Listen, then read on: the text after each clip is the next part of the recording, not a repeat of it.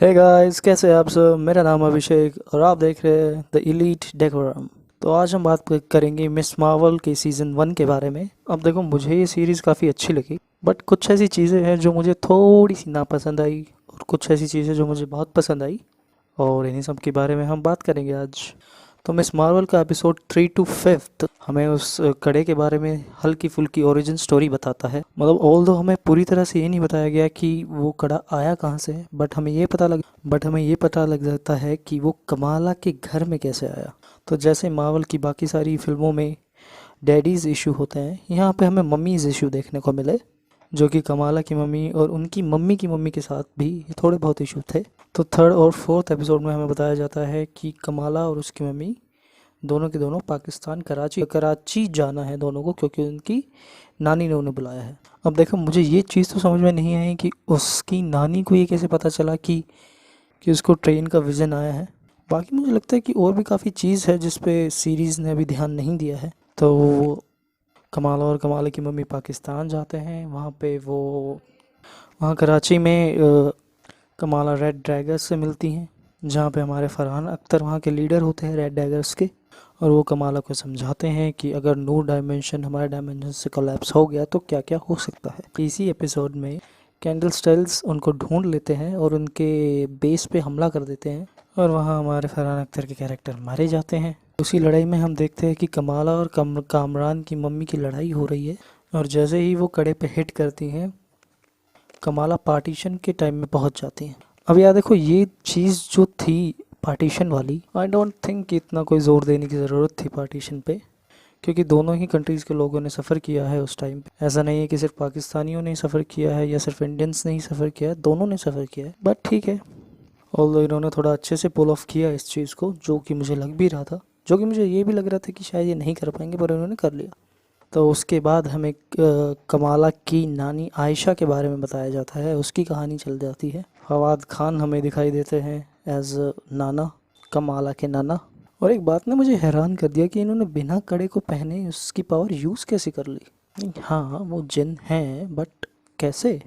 कोई स्पेसिफिकेशन नहीं दिया गया, एक्सप्लेनेशन नहीं दिया गया हमें इस चीज़ का कि उन्होंने बिना पहने कैसे यूज़ कर ली। फिर इस पार्टीशन के सिनेरियो में कमाला अपनी नानी से मिलती है और उसे ये रियलाइज़ होता है कि उसी ने ही अपनी नानी को पड़नानी मिलाने में हेल्प की है, जो कि मुझे लग भी रहा था कि ये ऐसा ही कुछ दिखाएंगे, क्योंकि इन टाइम ट्रैवल स्टोरीज़ में ऐसा ही होता है। आप हैरी पॉटर का ही एग्जांपल ले लीजिए, वहाँ भी वो अपने आप को बचाने वाला खुद ही था।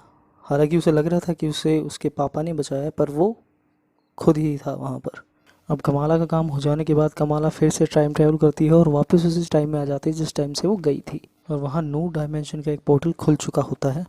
और अब आप पूछोगे कि न्यू डायमेंशन वाले लोग खुद ही अंदर न्यू डायमेंशन की क्यों नहीं जा पा रहे थे। ये देखो, इस चीज़ की मुझे दो वजह लगती है। एक, न्यू डायमेंशन वालों ने इन्हें खुद अबैंडन किया था कि ये यहाँ पे नहीं आ सकते, एक तो ये वजह हो सकती है। और दूसरा कि उनके पास उस कड़े की पावर नहीं थी, इस वजह से वो उस डायमेंशन में वापस नहीं जा पाए और वहीं उसको हाथ लगाते ही मर गए। अब यहाँ पे मैं गलत भी हो सकता हूँ, तो आप मुझे कमेंट करके बताइएगा कि आपको क्या लगा। अब इसके पोस्ट क्रेडिट सीन में हम देखते कि कामरान को उसकी मम्मी से पावर मिल चुकी है, और इसके लास्ट एपिसोड में हमें पता चलता है कि कमाला की पूरी फैमिली को ये पता लग चुका है कि वही नाइट लाइट है, जो कि मुझे लगता है घर वालों को तो वैसे भी पता लग ही जाता, अगर वो नहीं बताती भी तो। उसके बाद हमें दिखाया जाता है कि कामरान और ब्रूनो दोनों डीसी वालों से छुप छुप के भाग रहे हैं। अब मेरे को एक बात समझ में नहीं आती है, डीओ डीसी वाले इतने नल्ले क्यों हैं, मतलब क्यों चाहिए भैया इनको ये दोनों। और आगे हम देखते हैं कि कमाला की मम्मी उसको उसकी कॉस्ट्यूम देती है। बाय गॉड यार, क्या सही सिलाई की है मम्मी ने। ओके, उसके बाद ये सारे के सारे कामरान को बचाने के लिए उनके स्कूल में घुस जाते हैं, और ये सीक्वेंस मुझे थोड़ा अच्छा लगा। मतलब कम से कम इन्होंने कुछ तो दिखाया, फाइट वाइट। उसके बाद जब कामरान को पता चलता है कि उसकी मम्मी नहीं रही, तो वो great powers comes with great responsibility वाली डायलॉग को छोड़ के डीओडीसी वालों को कुत्तों की तरह मारने लग जाता है। कमाला उन सब लोगों को सेव करती हैं, और इसी सीक्वेंस में हमें दिखाई देता है कि कामरान के अंदर से धमाके निकल रहे हैं, जो कि वो अपनी पावर को कंट्रोल नहीं कर पा रहा है, और वो न्यू डायमेंशन और हमारे डायमेंशन को काइंड ऑफ मिलाने की कोशिश कर रहा था। मतलब उसे पता नहीं था कि वो क्या कर रहा है, वो उसकी पावर्स उससे खुद ब खुद ये सब करा रही थी। मतलब कमाला को ही अपनी पावर्स अभी समझ में आई हैं, तो उस बेचारे को तो क्या ही आएगी, ऊपर से उसके पास इतना दुख भी है। उसके बाद हमारी कमाला फुल फॉर्म में आ जाती है, DODC वालों को शांत कराती है, कामरान को काम डाउन कराती है, वहाँ के लोगों को बचाती है और कामरान को पाकिस्तान भी भेज देती है। इन सब सीक्वेंसेस के बाद नाइट लाइफ छा गई होती है वहाँ पे, हर जगह उसके ही चर्चे सोशल मीडिया पर।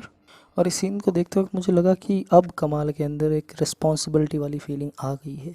जिस तरह से वो अपने आप को शीशे में देखती हैं कि हाँ भाई अब मैं सुपर हीरो बन चुकी हूँ। और उसके बाद कमाला के पिताजी से हमको और कमाला को दोनों के ही कमाला का सुपर हीरो नाम मिलता है, मिस मार्वल। और इन सब चीज़ों के थोड़े दिन बाद हमें वो दिखता है जिसकी हमें आशा थी, हमें कैरल डैनवर्स दिखती। पता नहीं कैसे कमाला के कड़े में कुछ हलचल होती है और एकदम से दीवार के आर पार निकल के कैरल डैनवर्स कैप्टन मार्वल हमें दिखाई देती है, तो एक छुट्टू पुट्टू सीन में। उसके बाद मिस मार्वल हमें आगे भी मार्वल्स की मूवी में दिखाई देगी, ये हमें मैसेज दिया जाता है। जैसे कि मार्वल की आदत रही है हाइप क्रिएट करने की, तो इस बार भी हमें ये दिखाई दिया। तो अब देखो यार, मेरा टेक इस शो पे ऐसा है कि मुझे शो पसंद आया। हालांकि CGI और सीन्स को लेके मुझे थोड़ी सी प्रॉब्लम थी, बट ओवरऑल ये ठीक है ये। मतलब मार्वल की और DC की इतनी अच्छी CGI वाली मूवीज़ देख के फिर हमें शो में ये सब दिखाई दे रहा है, तो जो मिल रहा है उसी में खुश रह लेते हैं।